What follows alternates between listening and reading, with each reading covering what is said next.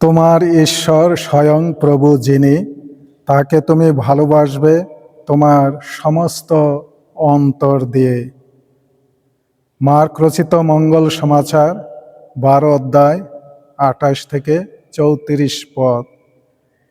একদিন শাস্ত্রীদের একজন যিশুর কাছে এগিয়ে জিজ্ঞেস করলেন, আচ্ছা, বিধানের সমস্ত আদেশের মধ্যে প্রধান কোনটি? উত্তরে যিশু বললেন, প্রধান আদেশটি হলো এই, শোনো ইসরায়েল, আমাদের ঈশ্বর প্রভুই একমাত্র প্রভু। আর তোমার ঈশ্বর স্বয়ং প্রভু যিনি, তাকে তুমি ভালোবাসবে তোমার সমস্ত অন্তর দিয়ে, তোমার সমস্ত প্রাণ দিয়ে, তোমার সমস্ত মন দিয়ে, আর তোমার সমস্ত শক্তি দিয়ে।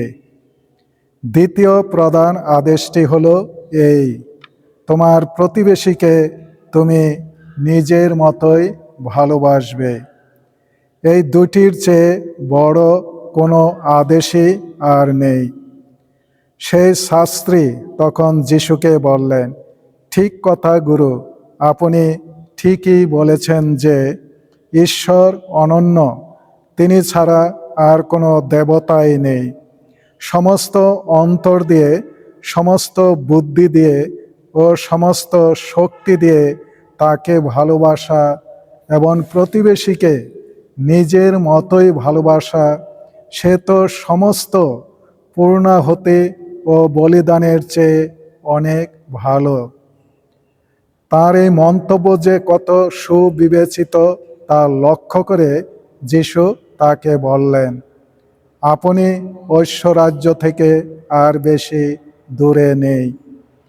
এরপরে আর কেউই তাকে কোনো প্রশ্ন করতে সাহস করল না। প্রভুর বাণী।